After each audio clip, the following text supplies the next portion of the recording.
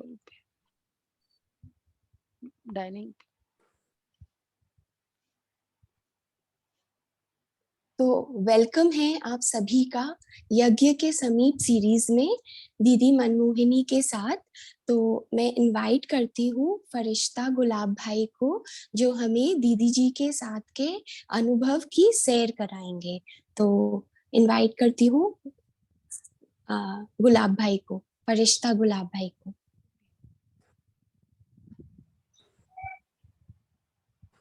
ओम शांति।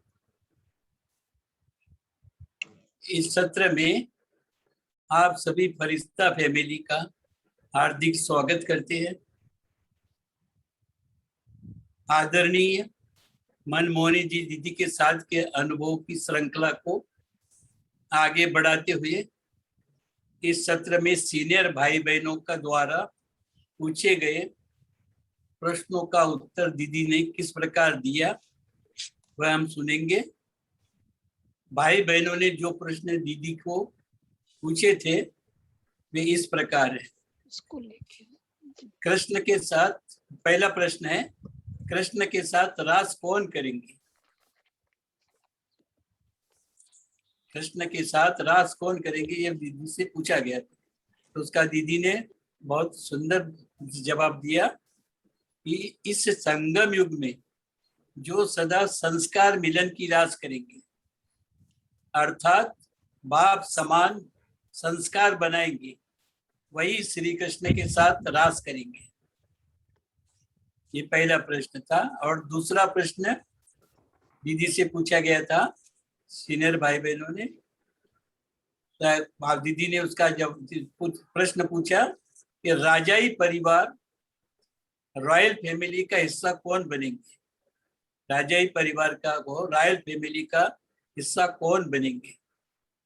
तो इस प्रश्न का उत्तर दीदी ने दिया कि जो सदा पवित्रता की रॉयल्टी बनाए रखेंगे और जो हद के आकर्षण से मुक्त रहेंगे और जो सदा सभी अलंकारों जो निशानियां दी है उससे सुसज्जित रहेंगे, वही बाबा राजाई परिवार में, राजाई परिवार का हिस्सा बनेंगे। अच्छा, अभी इसी का आगे हम वीडियो देखेंगे। ओम शांति।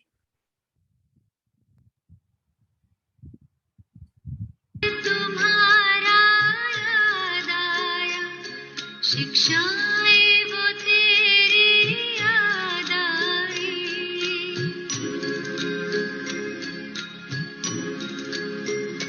वो प्यार तुम्हारा याद आया, शिक्षाएं वो तेरी याद आई, साकार के दिन जब दृष्टि चंचल हो, क्योंकि उनका बहुत ध्यान रहता था जो प्योरिटी की सब्जेक्ट है इसके अंदर कोई भी इस नियम में जरा भी लूज नहीं होना चाहिए। फैमिलियरिटी का संस्कार नहीं होना चाहिए। किसी से पर्सनल बात करना, छिप करके बात करना, अरे दीदी उसी समय कान खींचती थी, बुला लेती थी, आओ इधर। सुनी सुनाई बातों पर दीदी ने कभी भी ध्यान नहीं दिया। मेरी कोई कंप्लेन करके आए, कहेगी ठीक है।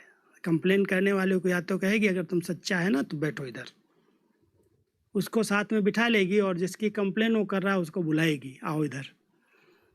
अब हम दोनों को सामने कर देती थी। मान लो मेरी कंप्लेन किसी ने किया तो वो कंप्लेन करने वाला बैठा हुआ है, अगर झूठी किया होगा तो डरेगा, और अगर सच्ची किया होगा तो फिर दोनों को मिलाएंगी, क्या कहा है, कैसे हुआ है, क्यों हुआ है, और फिर ऐसे मिला के समझा करके देखो बाबा के घर में सबको एक मत हो करके रहना है, एक दूसरे की कमी कमजोरी नोट नहीं करनी है, बहुत गुणग्राही बन करके रहना है। ऐसी प्यार से शिक्षा दे के कहेगी अच्छा ये टोली उठाओ, तुम इसके मुंह में खिलाओ, तुम इसके मुंह में खिलाओ, और आज से जो कुछ बीत गया उसको भूल जाना, कभी भी किसी के आगे वर्णन नहीं करना और कभी भी दुश्मनी नहीं रखना। इस प्रकार से शिक्षा देने का, सुधारने का एक बहुत सुंदर तरीका था।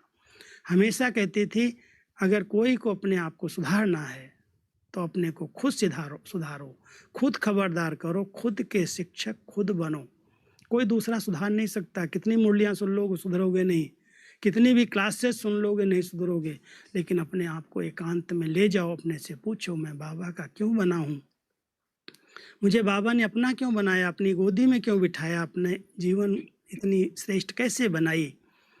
तो बाबा के साथ रूह रियान करो, अपने आप से बातें करो, अपनी कमी कमजोरियों को देखो। अगर कोई कमी कमजोरी पर ध्यान खिंचवाता है तो अपने को सिद्ध क्यों करते हो। सिद्ध करना माना ही आपके अंदर वो कमी है। सिद्ध और सिद्ध करने वाला दीदी कहती थी ये जरूर झूठा है, क्यों सिद्ध कर रहा है। सत्यता को कभी भी सिद्ध नहीं किया जाता है।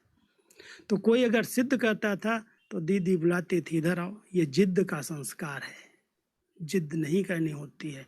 इशारा मिलता है चेंज कर लो, अगर लगता है मेरी नहीं है तो शिक्षाएं तो गलत होती नहीं है, शिक्षाओं को संभाल के रखा जाता है, ये समय पर काम आती हैं। तो ऐसे बहुत प्यार से कहती थी अपने आप के टीचर बनो, अपने आप को सुधारो, अपने आप को पढ़ाओ, एकांत में चले जाओ, लिखो क्या कमियां हैं, कौन सी कमियां हैं, उसके लिए स्पेशल योग करो, तपस्या करो। ऐसे बहुत मीठी मीठी शिक्षाएं थी दीदी की। खास तो एक ध्यान रहता था क्योंकि बहन भाइयों के संगठन के बीच में, और सब यंग एज में हम सब आए, कोई 15 साल, कोई 20 साल, कोई 18 साल, ऐसे सब जवान कुमार थे, कुमारियां भी कुछ थीं।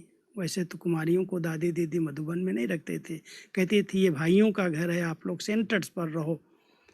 लेकिन फिर भी कोई सेवा के लिए ज़रूरत पड़ी, रखनी पड़ी बहनें एक दो, तो भी बाबा दादियाँ हमें ध्यान खिंचवाती थी, या ट्रेनिंग उनकी होती थी, बहनें आई हैं तो कहती थी किसी से भी पर्सनल लेन देन नहीं करनी है, कोई भी बात नहीं करनी छिप करके, जो कहना है सबके सामने कहो, कभी भी दृष्टि वृत्ति में इम्प्योरिटी नहीं आनी चाहिए। इस पर बहुत ध्यान, किसी के नाम रूप में फंसना नहीं, ये सबसे बड़ी बीमारी है। ऐसी ऐसी शिक्षाएं आत्मा को प्योर बनाने के लिए, क्रोध मुक्त बनाने के लिए, अनासक्त बनाने के लिए हमें दीदी एकांत में अकेले में बैठ करके शिक्षा देती थी। और अगर कोई सामूहिक शिक्षा देनी होती थी, मान लो कोई ने कुछ गलतियां की या कोई ऐसी बात चर्चा में आई है, तो दादी जी को कहती थी अब इस पर आपको क्लास कराना है। कभी जानकी दादी को कहती थी, जानकी दादी की ही क्लासेज अधिक चलती थी। लेकिन जब कोई शिक्षा सावधानी देनी होती थी तो अलग कमरे में ले जा कर के 10, 12, 15, 20 भाई जो होते थे उनको बिठा करके दादी प्रकाश मणि जी बहुत पावरफुल क्लास कराती थी। दीदी ने इशारा किया और दादी की क्लास चलती थी। हम लोगों की कोई भी चाहे कंप्लेन किसी भी छोटी मोटी बात की गई तो हमें बहुत अच्छे प्यार से शिक्षाएं मिलती थी, सावधानी मिलती थी। और दीदी दादी का एक ध्यान था, आते ही हम लोगों को कहा, हमें भी कहा था पर्सनल कि देखो तुम ब्रह्मा कुमार हो। तो मैंने कहा पता नहीं क्यों ऐसे बोल रही है, मैं बैज भी लगाया है, सफ़ेद ड्रेस भी पहनी, फिर भी पूछ रही ब्रह्मा कुमार हो। तो मैंने कहा हाँ दीदी ब्रह्मा कुमार तो हूँ, ब्रह्मा बाबा का बच्चा हूँ। कहती है ब्रह्मा कुमार तो बहुत हैं, आज बैज लगा लिया, सफ़ेद ड्रेस पहन ली, ब्रह्मा कुमार बन गया। अरे ब्रह्मा कुमार तपस्वी कुमार होना चाहिए, एक एक इंद्री को तपाना है, पवित्र बनाना है, शुद्ध बनाना है। ऐसे कह के कहती ब्रह्मा कुमार सिर्फ नहीं बनो, तपस्वी कुमार बनो। तो हम सबका ध्यान जाता था कि दीदी हमें क्या बनाना चाहती है। एक एक कर्म इंद्री पर पूरा कंट्रोल होना चाहिए, कोई भी कर्म इंद्री कभी धोखा न दे, तब कहेंगे तुम सच्चे ब्रह्मा कुमार। वो प्यार तुम्हारा याद आया।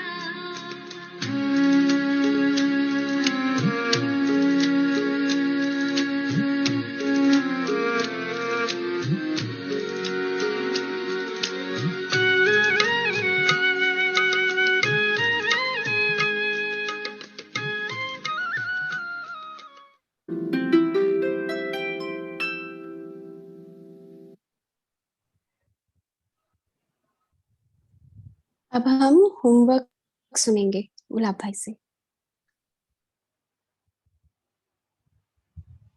ओम शांति। आज देखो सीनियर भाई बहनों का अनुभव दीदी से जो पूछा गया वो सुनाते हैं, कितना अच्छा प्रेरणादायक हमको अनुभव मिला। और दीदी इसलिए इससे होमवर्क हम लेंगे। पहला होमवर्क है, आप हर बात में स्वयं को शिक्षक बनो। आप हर बात में स्वयं के शिक्षक बनो। और दूसरा होमवर्क है, सत्यता को सिद्ध नहीं करेंगे, सिर्फ बताएंगे। अच्छा, ओम शांति। और ऐसे ये होमवर्क करके हम अपने जीवन को प्रोग्रेस करेंगे, जीवन का प्रोग्रेस करेंगे। अच्छा, ओम शांति।